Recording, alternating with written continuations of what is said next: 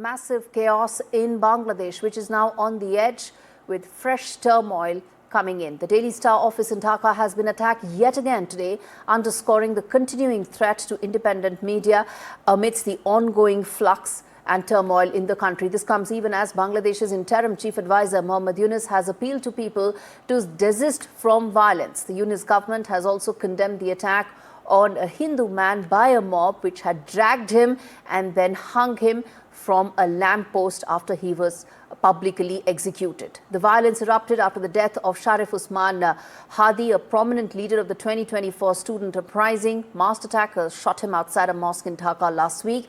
He later succumbed to his injuries in Singapore, triggering widespread protests. Angry mobs have torched media houses, including Daily Star, Pratham Alo. These are the two biggest dailies in Bangladesh. Journalists have been attacked. They've been dragged out of their cars, beaten up.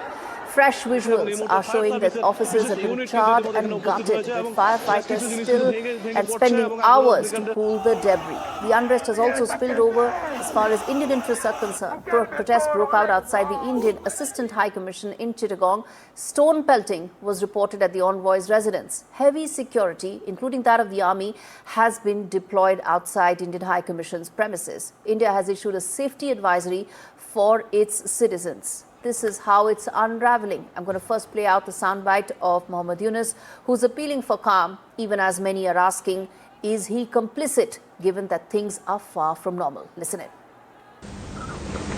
আগামী দিনগুলোতে আমাদের সবাইকে ধৈর্য, সংযম, সাহস ও দূরদর্শিতার সঙ্গে এগিয়ে যেতে হবে, যাতে নির্বাচন ও গণতন্ত্রের শত্রু ফ্যাসিস্ট সন্ত্রাসী অপশক্তিকে চূড়ান্তভাবে পরাজিত করা যায়।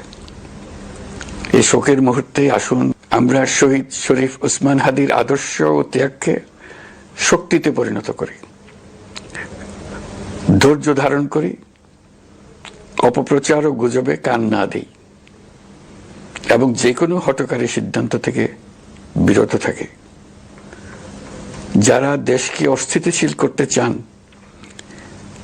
তাদের ফাঁদে পা না দিয়ে আসুন আমরা সবাই ঐক্যবদ্ধভাবে গণতন্ত্র, ন্যায় বিচার ও গণমানুষের অধিকার প্রতিষ্ঠার পথে অবিচল পদক্ষেপে এগিয়ে যাই। Mohammad Zaman is reporting from outside Pratham Alo office in Dhaka, one of the media houses that have been targeted by the mobs. Take a look at this report. The Pratham Alo building is totally burned and nothing is left here. Only some distracted chair table, nothing else. So this is the situation here. Actually, the protesters who came here last night after hearing the death of Sharif Osman Hadi, who was a very popular young leader and who led the Mass Uprising last year, through which Sheikh Hasina was dethroned.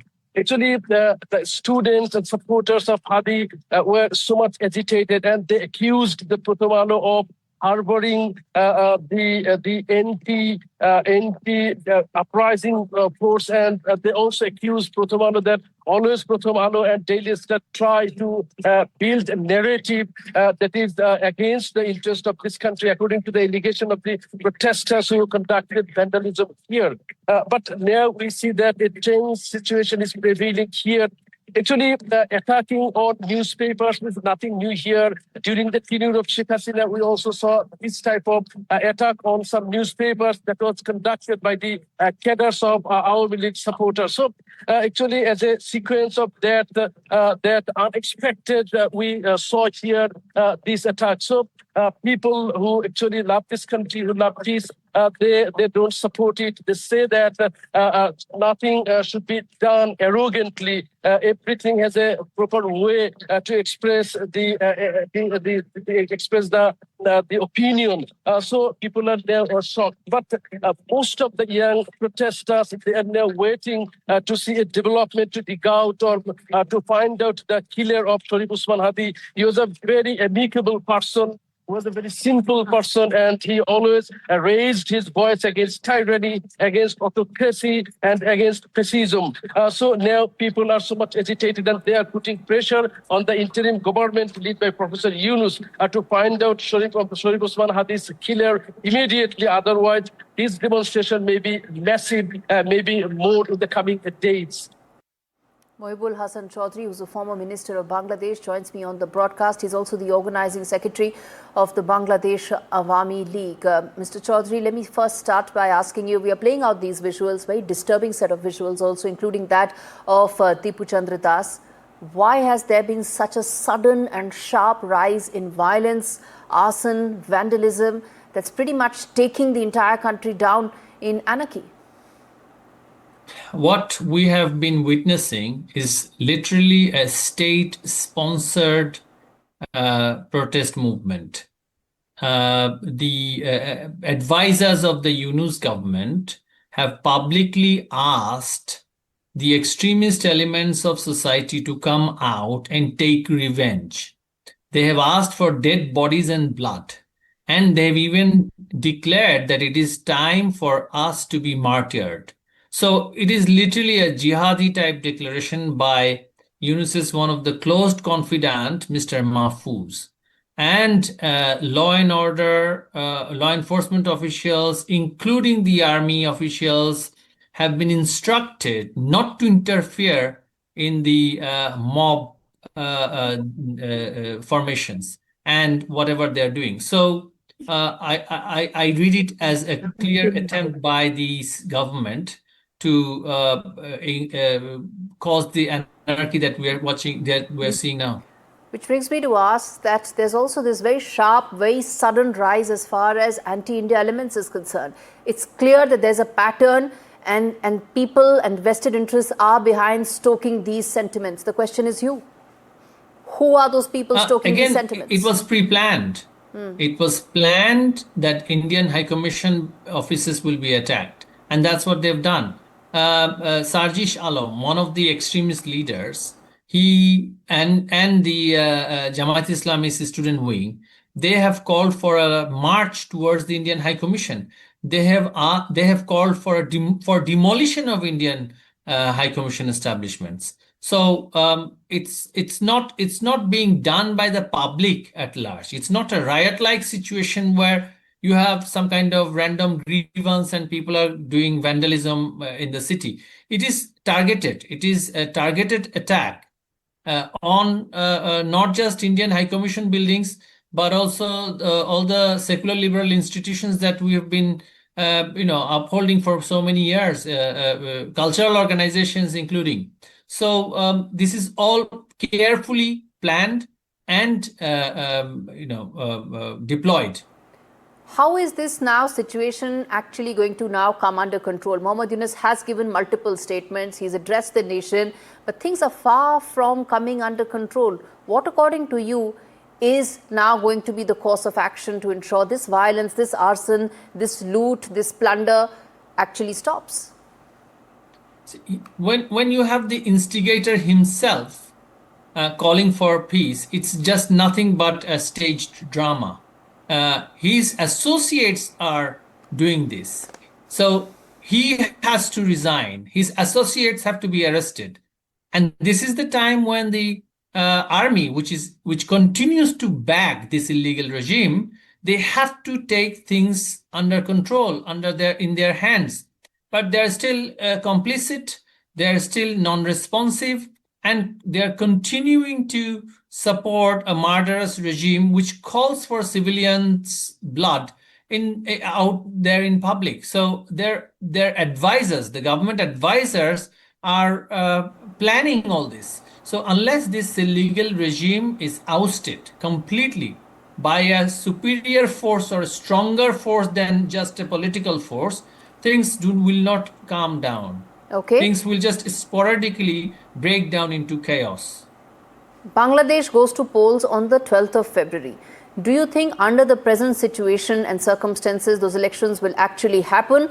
Or do you think these instances of violence and arson will be used as an opportunity to push ahead those elections to a later date maybe? the symptoms don't suggest that there will be an election. If there is an election, however one-sided it is, these extremists will become irrelevant in politics, which is what something they want to avoid at all cost. So election is definitely uncertain.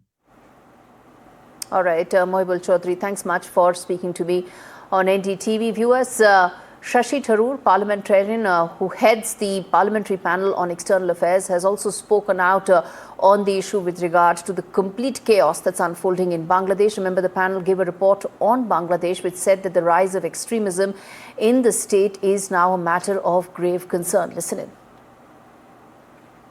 Disappointed by this news coming from Bangladesh. As you know, the Foreign Affairs Committee of Parliament just issued a report in which we urge the government to engage constructively with the government of Bangladesh and try to move relations to a stable level. This is a relationship we have a great stake in. After all, we were instrumental in the freedom of Bangladesh in 1971, and after all these years, we cannot suddenly abandon the people of Bangladesh. But at the same time, the kind of hostility that is being drummed up against Indians, against people who are deemed to be on the Indian side, as it were, in their community, all of this is very, very worrying. Certainly, we had just in our report, the committee had recommended that we normalize the issuance of visas. नहीं, जो मुझे लग रहा है कि इन्होंने चुनाव के डेट्स अनाउंस कर लिए फरवरी के लिए और इंटरिम एडमिनिस्ट्रेशन में ऐसे भी कोई एलिमेंट्स हैं जो मतलब एंटी इंडिया सेंटिमेंट को प्रमोट कर रहे हैं, तो ये डेमोन्स्ट्रेशन वगैरह जो भी हम देख रहे हैं भारतीय दूतावास और हमारे कॉन्सुलेट्स के खिलाफ और जो मतलब वहाँ पे माइनॉरिटी कम्युनिटी है उनके खिलाफ, वो शायद यही लोग ऑर्केस्ट्रेट कर रहे हैं। हमने हमारी तरफ से जो हमने देखा है, विदेश मंत्रालय ने बांग्लादेश का हाई कमिश्नर को बुला के उनको साफ साफ बताया गया है कि ऐसे हरकतें नहीं चलेंगे। तो हमें देखना है कि क्या मतलब सिचुएशन को कैसे मतलब अंडर कंट्रोल ही रखना चाहिए, रख सकते हैं। The situation in Bangladesh is extremely unfortunate. India had a historic role to play in the liberation and creation of Bangladesh.